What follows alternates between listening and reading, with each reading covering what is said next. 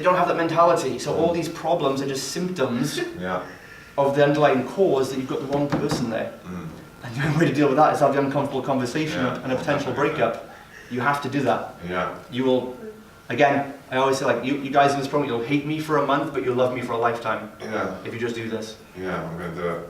100%. Where would now be a good time to do that? Well, as soon as I get back, I'm going to book a meeting and sort of say, look, we just need to talk about the culture, because there's loads of stuff going on. I'm asking them to do stuff. Groups say, yeah, I'm going to do it as soon as possible. You'll never get there from there. That's the thing. Like, you won't break through that. What from the? Like, you won't get them to do that stuff, and Really? you won't, because it's not there in their kind of makeup, and you won't alleviate the pay problem, because the pay problem isn't because they don't have enough money. Yeah. You can give them an extra £1,000 a month. They'll then find a way to blow that and need more money from you. Yeah. It's because they have this ego. Yeah. Based mentality of like they're never getting what they deserve. Yeah. Because they think they're like, you know, the god of training or whatever. And because they think, I've done my level 3, where's my money? Yeah. Whereas the guys we get in are like, you know, I'm here to work to learn, not just to earn. Because I want to be the best, and I think I can learn from you. Yeah. Yeah. You know, and I know that avatar well, because that was me when I first started working in the gym. And I was just happy to get paid £400 a month to work in a gym. I had to drive 45 minutes to and for. I spent my wages in petrol to get there. But to me, I was like, I'm learning this industry. I'm grateful I haven't got to work in an office like my family thought I would the rest of my life. Yeah.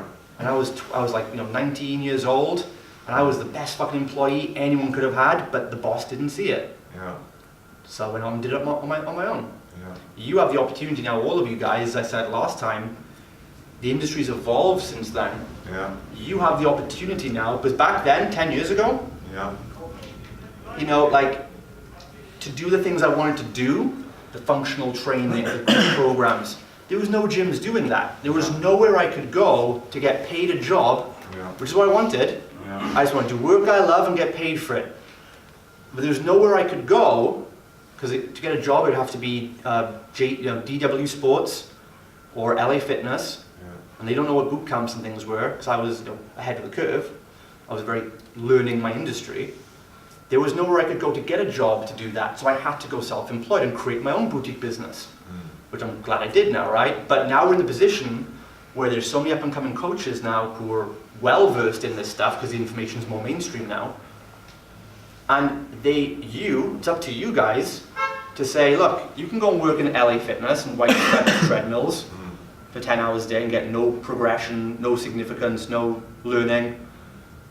Or, you know, you can get the same money to work 30 hours a week in my up-and-coming, young, dynamic, small business where we're doing group training, advanced methods, cutting-edge stuff, changing the industry, and we're going to work on you and promoting you and building you up so you're good enough to run this place in the next year. Yeah. Where do you want to work? Yeah. Definitely. Right. Yeah, it's very important. And that's the difference, right? You have the opportunity to give that chance. You can give people a career now that it wasn't open to me 10 years ago. Yeah. Yeah. That, you know, it was like have a soul-sucking job in DW Sports or do it myself. I didn't want to. I didn't want to be a fucking entrepreneur. Like, it sounds like hard work. I've got to pay this much, and I've got to do this, and I don't know what I'm doing, and living, not paying my rent. Like, that fucking sucked. Yeah. I didn't want that. Yeah. You know? Yeah. And most solopreneurs don't. Yeah. No, we're not there like, oh, I want to be Richard Branson. No, that's not. We did it out of necessity. Yeah. But if you can provide that safe shell for them, where they can get creative expression in some confined boundaries, that's the ultimate for most people. They want control, but not too much control. Yeah. They want to be in a prison where they can't see the bars. As bad as that sounds, what it is, it's all true, right? Stuff. Yeah, right. So they're in a prison, but you give them, they can run around as much as they want, right? Yeah. And so if they can do that and they have fun and they're growing and everything else, then they're going to stay with you for 20 years, and that's what we want. At least minimum 2-year trainer retention, because you put 2 years of training into them, they become an asset then. And you have to think so you have to be thinking long term. My perspective is just longer term than yours. Yeah. So it's more, you'll have these conversations when it becomes urgent enough for you. It'll become urgent enough for you when you see the actual cost of this. You'll see the actual cost when you think more long term. Think of fitness, right? In the moment, for a person who's fat, it's like, Well, I can't see anything bad happening right now, so it's okay, I'll live with it. But if they could see the future and know in 5 years they're going to have a heart attack and die, it would become more urgent and they'd get in shape, right? So perspective, being able to see what's going to happen without it having to happen, is ultimate maturity, right? And that's what's going to make you make decisions faster. So I know when it comes to growth, when you have that confidence and conviction you've talked about, you should be like, I want like 5 of these gyms in the next 10 years. Because we should, because it's fucking amazing, right? And if you've got that vision then you're going to be like, well, who's going to run these gyms? You should know you need to be internally training your staff. We look for 2-year minimum retention of staff, because at that time we've invested enough into them that they are now our asset who's going to go and open up our next location. They'll train a replacement in location 1, and they'll go off and open location 2. Because you don't just need fun. It's not just about capital funds and clients to open a second location. You need a team who understand your culture, who've been indoctrinated in your culture. Remember, it's not just structure, it's culture. You need to send trainers who can go and open that location, right? If you put brand new trainers in there and they get a lot of new clients, it's not really going to work out that well. So you need to invest enough in your trainers and retain them long enough so they can train their own replacements, and then go off and open your second location. So opening a second location takes 6 months for most pros who get themselves into debt. We have a 12 to 18 month plan to open a second location, even if the money's there. The money gives us a building, it doesn't give us a culture there.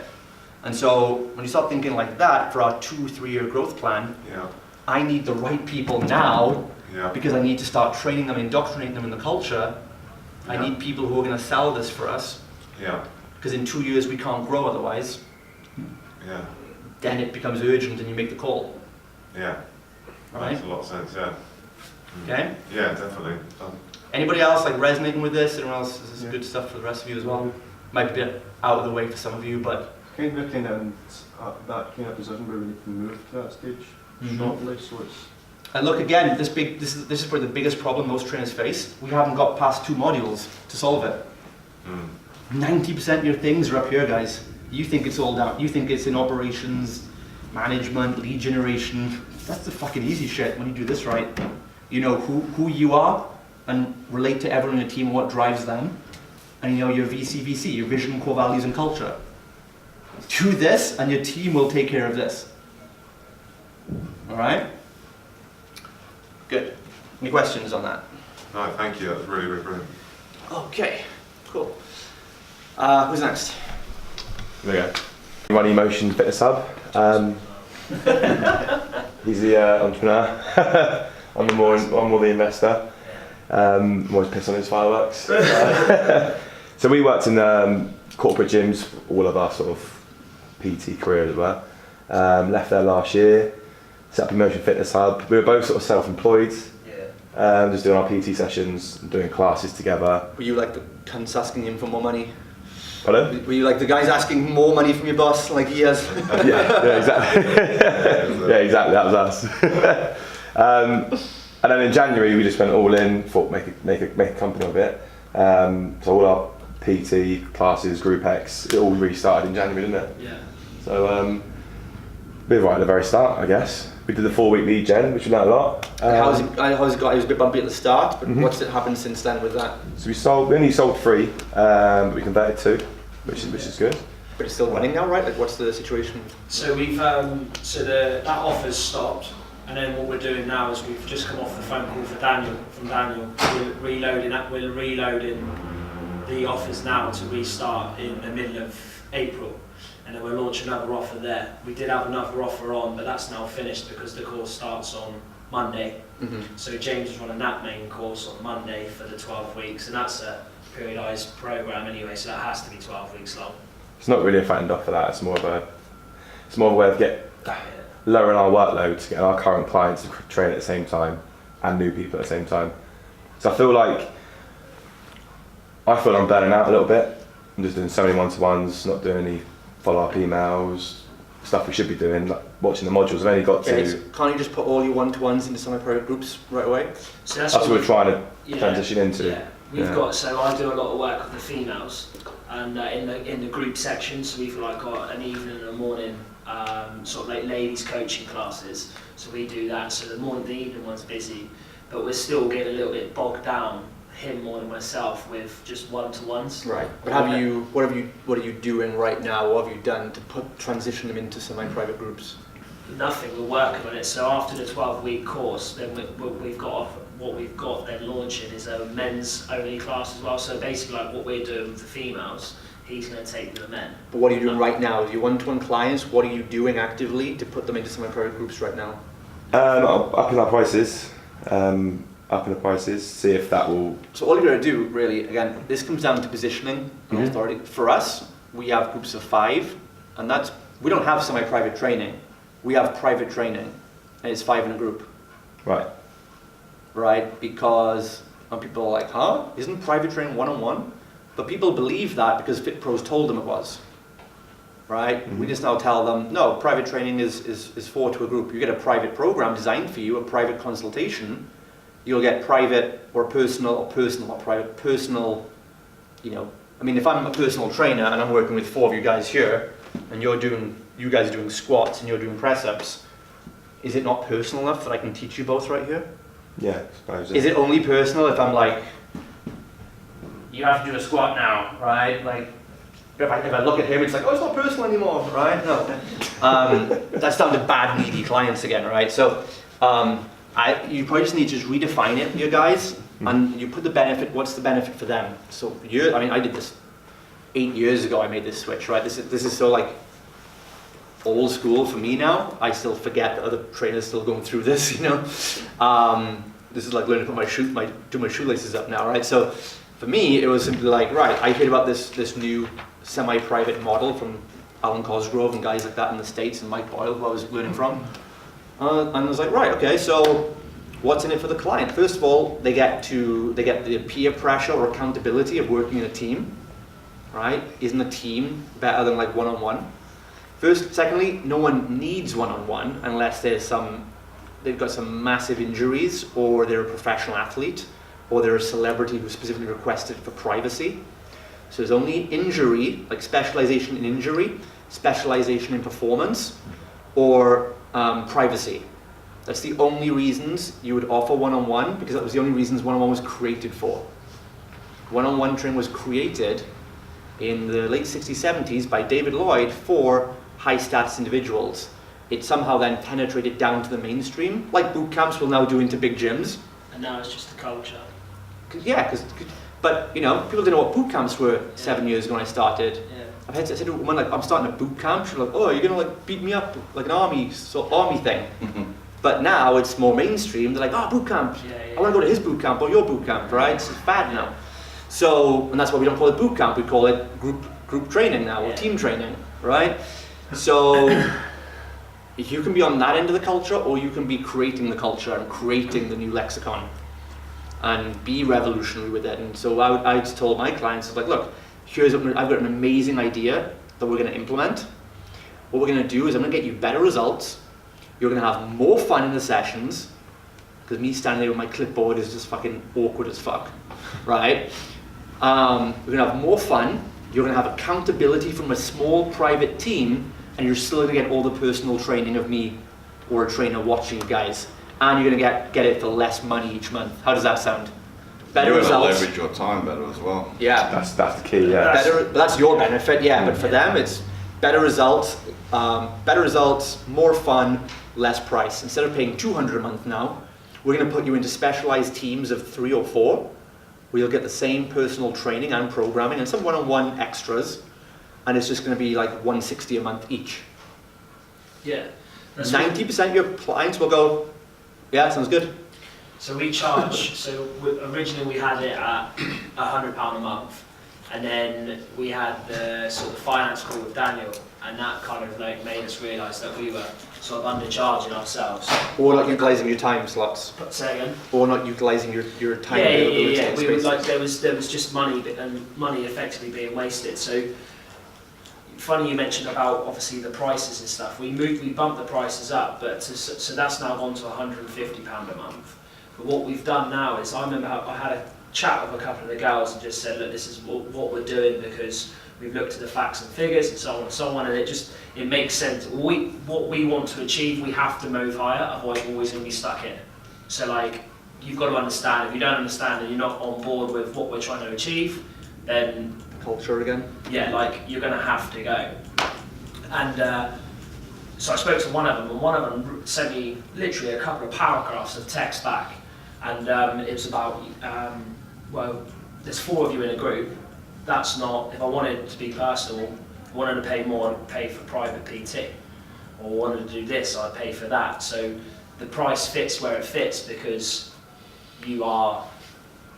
Well, that's again 4 or 5 in a group now. Well, again, that's because you're not coming at it with the authority or the what's in it for them as much.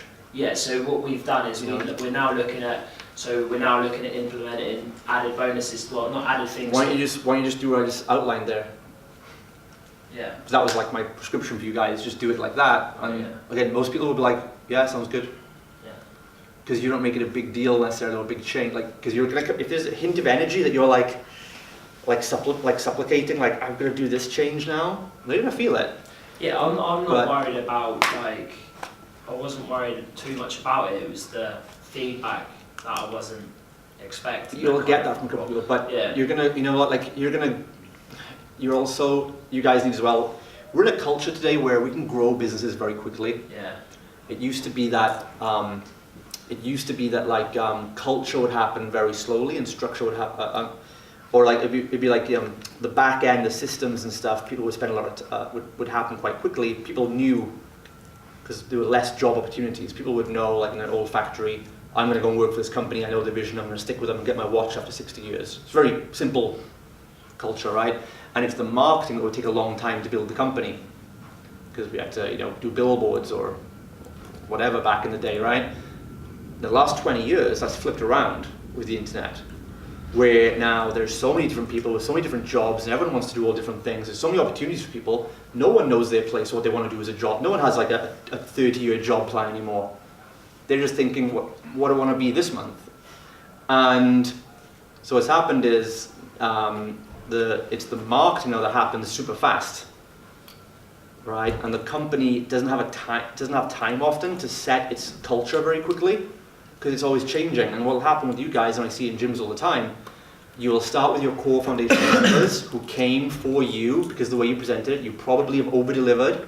You've probably made yourselves too accessible in the start because you had to, because you were doing it to get leverage. But now is the point where there's growing pains. And you're evolving in the relationship and they don't like it. Because they're now not as important as they were, right? This happened to us when we even made the location bigger. And people are like, it's too cold. It's not as nice as the other place. It's not. All it is your security as our favorites is being threatened. Yeah. That's all it is. They just need that basic reassurance again. Yeah, definitely insane. Right? Yeah, she's even made a comment about that as well. And that as soon as you just said that, it just like, think about this. What if you had stayed with your first girlfriend when you were 14 years old because she'd have problems about you developing as a person? Yeah. That's where you'd be today, right? Yeah. Relationships change. Your business is growing. It's growing very quickly because of the nature, because the opportunity we have today. You're going to outgrow relationships very quickly, and it's okay.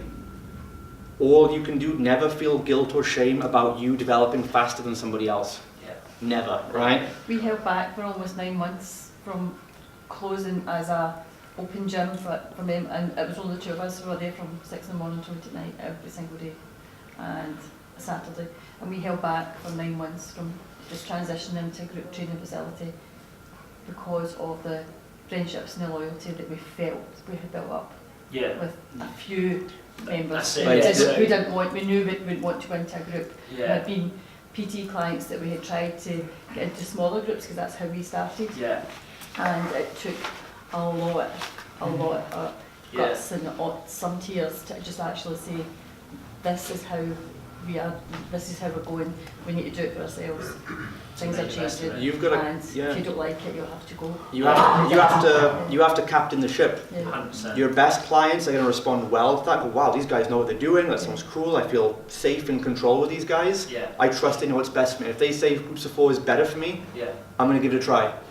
And 90% of the ones that didn't stay completely understood what we were doing. Yeah. And I had said, from a selfish point of view, I don't want this to happen, but from a business model and for seeing your vision and what you want to do, I completely understand it, but either times it just wasn't for them, but they were like absolutely 100% with us on it, although they didn't stay. And the ones that were upset about it, in hindsight, you think, well, they probably weren't buying extra stuff from us, they weren't referring friends, they weren't Paying late. the ones that think they're the best clients are probably your worst clients. Oh yeah, and Yeah. speaking like no, you saying that and then listening to what you said as well, like that one girl in my head currently. Yeah. If she went tomorrow, I could probably fill that space, and it would be no like loss to me as well. Imagine she's a football. Imagine she's now a football. You're out in the fucking park and kick her as far as you can out of your head. Yeah, just get ready. And another thing I'll mention about that as well, because I work with one of my business partners, James, right? James Calderbank, and he is very, very much visionary. And visionaries are a lot more they tend to be a lot more emotional, and that heightened emotion has a good side and a pole, a bad side. Depending on how you use it. And in the kind of more developed, aware, emotional person, it becomes kind of like what you saw from me earlier, like let's just fucking crush it, let's do it, we can do anything, rah rah rah, if you're with us, great. And that kind of energy is like, look, we're doing big things, we're opening space for you to come with us, but if not, that's totally cool, we're going anyway. That's like the more healthy manifestation of that. But if you have that emotional side and it becomes the more passive side, it can become more people-pleasing, because you're a more emotional person by nature, and you don't like to upset people. From 11. Now they weren't uncomfortable conversations with just me, it's like there's the fucking door. Pretty much. You're not doing anything. Now, of course, apart from him taking us to, unfair dismissals, and who cares, right? The productivity with 3 staff, right, and then also fixing a few other operational procedures up. Those orders were coming in, and the computers are out of the stores within 48 hours maximum. So what do you think that did? Improved efficiencies, right? Improved cash flow, and all the other shit. Yeah. But I walked in and you don't need to like me, I don't need to like you, but I'm here to do a job. Yeah. And you're not doing yours. Fuck off. Yeah. Right? Right? Have the conversations. Yeah. Mm-hmm. And it's really great. I mean, 6 months you guys have been in business? Well.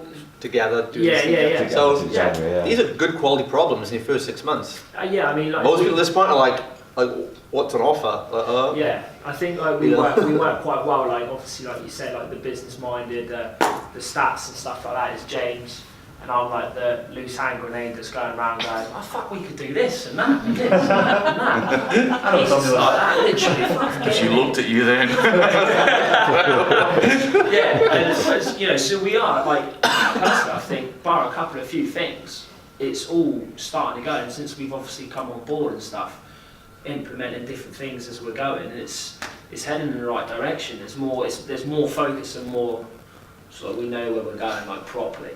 My theory is, and you might agree or disagree, but it's better to fix that shit now before you're 2 or 3 down the 2 or 3 years down the track and it becomes a big friggin' nightmare. 3 years in, and So they're cracks, inevitable cracks, and again, the biggest myth that we have is we think we can outgrow the cracks.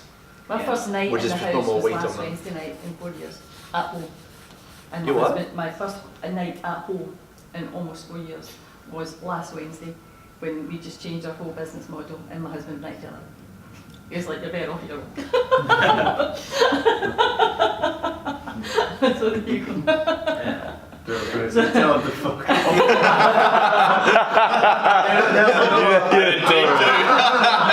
I joked about them. I sent them to the gym But we need to lift this famous knowledge. Alright guys, okay, so finally we have John. So I've left you there till last purpose. Because like these are our regular clients, so they go first, but also because you're kind of more new. And hopefully you should have taken a masterclass of 10 years of knowledge pretty much dialed in right now. Most of it's going to go over your head probably, and that's okay. But at least if a little couple of seeds get planted for when you do need this information, you go, isn't that what those guys were talking about a couple of months ago? right? It'll plant seeds so you're not totally unaware. So based on everything that has been covered, has this answered any particular questions, or what would your challenge still be at this point? Absolutely. I mean, for me, probably mine's started with identity as well. Like, I'm not really sure where it is. I'm looking to kind of focus on my business. I sort of left the corporate world. So I mean, we all worked at the same gym, and we kind of all just had enough. So it was like, you have a, tell me again your position, like you are renting space? yeah, so just, well, actually working out the same unit as these guys. Oh, okay, right, so you're using someone else's space, bringing Yeah. clients, right, so you've got the workbooks now, so you can, module 1 is really where you want to look, and the first thing is the 4 identities, the cash flow quadrant, the Rob Kiyosaki thing. So, right now you've gone from kind of employee to self-employed, so where you are right now, and you're going to transition to being more of a business owner at some point. Yeah. And what we said, when you do find that place as a business owner, like you will work in the business, right? You will be a technician for quite a while, and you can't avoid that. You're in the trenches. Like Trevor wants to get good at copy, he has to write like 100 sales letters, before he can think about delegating it to somebody else. Yeah. And that will make you a great manager in the future, because if you've done the work, it's easy. People can't pull the wool over your eyes as much, right? So, and you're also still developing your own system. You're developing, and solopreneur work is you working with your first 20, 30, 40 clients. That's all you need to focus on right now, is you just need to work. Okay. You just need to look for the 10,000 hour mastery rule. You just need to help people and validate your system, your results. Like, you want to get results for people, right? So you know who it is you serve, you know what result they want. You need to lock down a predictable and repeatable system, or a program, essentially, for getting that with them, Okay. right? And that is really all. If you do a good job of that, you'll get paid, right? You'll get paid a sustainable income. But that's all it'll be, because you're limited by time and leverage. So, but that's what you need. As soon as you then, the validation stage is you validating, like, okay, I know now, hand on heart, if I have conviction that if you start working with me, I'll help you lose a dress size in no more than a month, and then you'll achieve this result after, because 10 of my ladies have all done it. That's what gives you that confidence to really go out there and build a, now you'll start thinking, right, this has kind of been validated now, this system works. Now I get to leverage it, either through training larger groups in a bigger facility, or having a trainer come and deliver it for you, or putting it online somehow, right? That doesn't matter at this stage. Don't think, because you talked about clarity earlier, and the thing with clarity is, I love it. I do like when people talk about clarity and stuff, but the thing is, when you start a business, you have no fucking idea what you want. And whatever you pick now will not be your business probably in a year from now. Okay.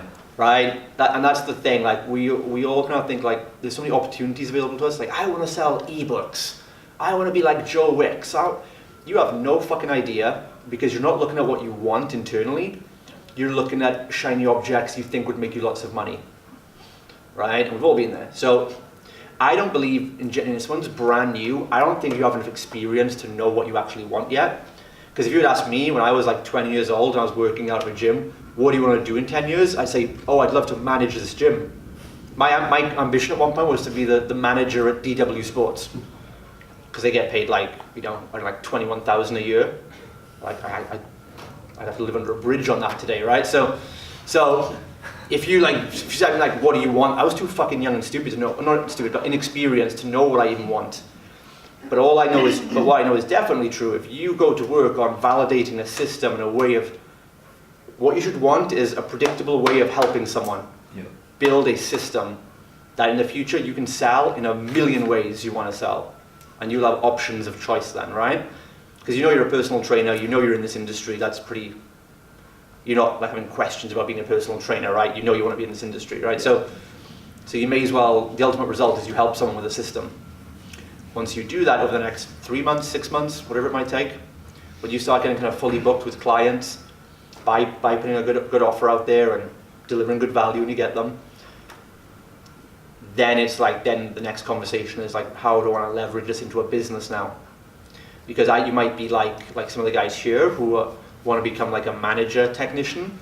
You might be like me, I fucking hated training people after 6 months. right? Because I just wanted to be more of an entrepreneur at that point. So I was like in Cyprus, I was, going out in the bar street at night and like having crazy parties, and I was in my early 20s now, right? And I'm making $7,000 a month doing 3 mornings a week in a boot camp. So I was like the dumbest person in the world at that point, right? So, I'm doing all these crazy parties and splashing out and putting my friends in hotels and and then having to wake up at 6, 7 a.m. in the morning and do a boot camp. And I was just coming in like, sunglasses on, like, my clients were like, you stink of Jack Daniels. And I'm like, just fucking 100 burpees, fuck off, do it, right? But that's just like, I was like a terrible fucking trainer, but people loved it. They're like, you're so honest, like, you take no BS, we love working with you. I'm like, fuck off, like, I got a hangover. And I couldn't keep them away from me, it was crazy. And then one of my friends was like, who was a client as well, they were like, we need to talk, Justin, like, you've got to make a choice, really, You can either keep this lifestyle going and party all night and all this, or you can actually run this, be a solid trainer and run this business, You got to make a choice. And I was like, yeah, totally. So I quit the boot camp. And I was like, right, I need to hire someone. I need to hire someone to do the sessions for me so I can go out partying. And when I wake up the next day, then I can just work on the business, on the marketing and stuff like that. And that's what I did to control my lifestyle, right? Because I just knew, I knew that I was like, I'm just not passionate about helping these people anymore. So it's not the best product, I'm damaging the product now. Yeah. I need to find someone who is passionate about working in the business so I can start working on it a bit more. And I wanted to get into more marketing and things like that. So you might end up in that position, right? We don't know yet, but when you have that system validated and you've got something that can be replicated, then you get to sit back with more integrity and more perspective. Okay. And say, like, how do I want to run with this now? Do I want to own a gym and employ trainers? Do I want to license this to other trainers to do it for me? Do I want to still keep doing it and work alongside an apprentice? All right? But there's too much out there today of like, you have to do business this way. You need to be living on the beach, dude, and run it from a laptop. Or, no, you should hustle your face off every day forever. It's all like, no, you've got to find out what you want to do. Because if your passion is not in that, and the same other way, right? For some people, not many, but some people on the program, they say like, I just love being a trainer. I don't want to manage a business. And we say, great, well either find someone you can get a job with that runs a business similar to yours, or hire your own manager. You can be the shareholder and the senior coach if you want to, but someone needs to manage the place and you have to pay for that. It's okay to be an employee in your own company if you want to, for as long as you want to. But you have to realize if you want to own a business, the business has to be taken care of. Right? So there's so much to it, like you have to do it this way, because all these mentors, they're just telling you what they did. They're not actually coaching you, they're telling you what they did. And that's not coaching, that's regurgitating. But what they did was based on their personality type, their identity, their beliefs, their limiting beliefs, their resources at the time, and so many other cultural, economic factors. Hopefully that's my approach is a lot different, because I'm like, what are your strengths and your desires? And let's build it around that, because that's the only thing that's going to get you out of bed in the morning. For me, I would not get out of bed in the morning to train a 6 o'clock boot camp. But I would get out of bed at 11 a.m. to build landing pages and write email and learn sales copy, because I loved that. And it worked out pretty well for me, right? So, but I'm not saying that's your prescription. So I would, first of all, that's what I would say, is just, you've got a bit of 6 months or so to do of just graft of prove yourself as a trainer. Because you don't validate anything by showing up for an hour and getting paid, it means nothing. Yeah. Can you change someone's life? Because if you can't show me one transformation you've made, we're not going to build a business out of it, because all these guys can transform lives, so we can help them. But getting a certification is not enough anymore. Right? So you have to show first, can I change one person's life?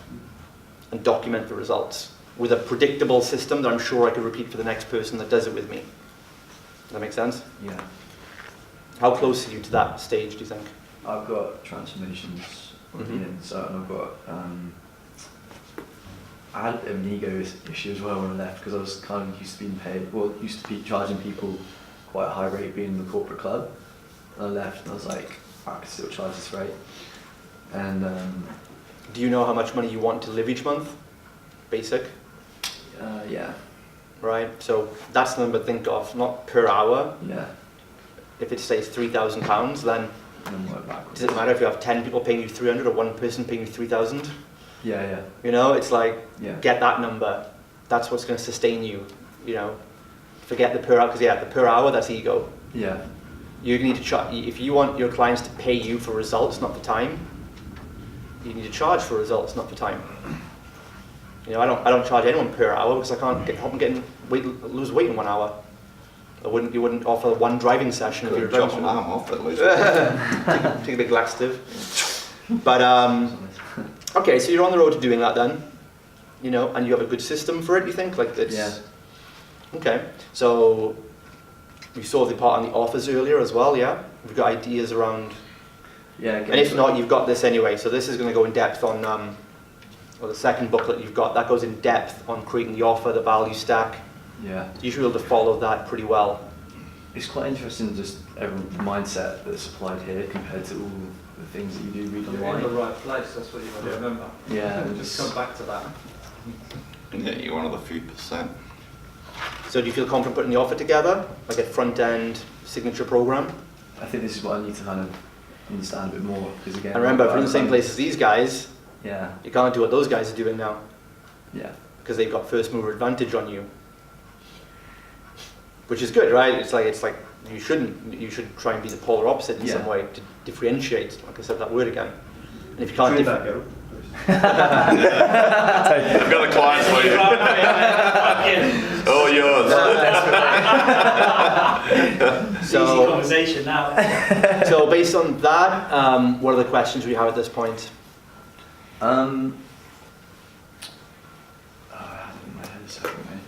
I think it's again, yeah, like understanding the value because I was kind of.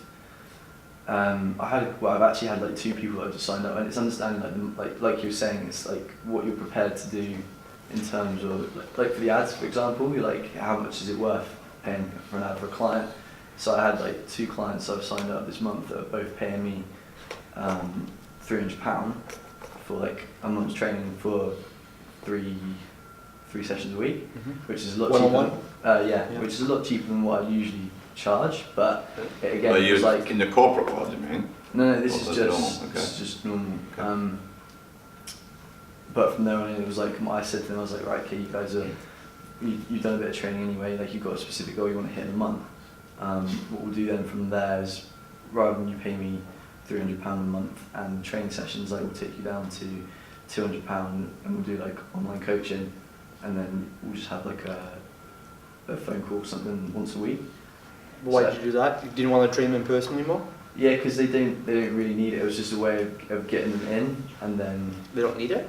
as in like it was only a kind of a bit of a kick up the arse for them, and then they're pretty. They told you motivated. they don't want to train with you anymore, they just want to do something else. No, they do, but it's like I don't want to keep training them at that reduced rate because it At takes 300? a lot of my time.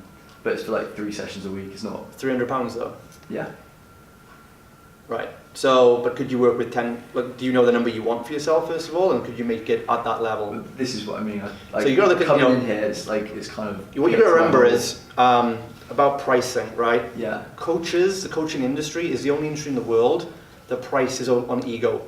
Yeah. Every other company in the world or industry they factor first the cost before revenue. They factor in what is the cost it's going to take me to deliver, to create, sell and deliver a unit of this product. If I'm going to make like a training shoe or a boot or a pair of jeans or a car, what is it going to cost me to get the materials to build this product, to sell it, to ship it, deliver it? What is that amount going to be? And then I need to put a profit margin on top of that. The price is determined unbiasedly by numbers, not by, oh, I think I'm worth £300 an hour. Yeah. Okay. Don't, base price on strategy, not on ego. This is the worst thing that plagues this industry, Yeah. because everyone charges like too high, unsustainable rates they don't need to charge. So, and there's also a bit of a gap between there's what's the minimum price based on the acquisition costs, delivery costs, time, because there's time to deliver it, time to sell it, time to follow up with the clients and do retention work, all outside the session, Okay. right? You're not factored in, right? So that's a minimum threshold kind of price.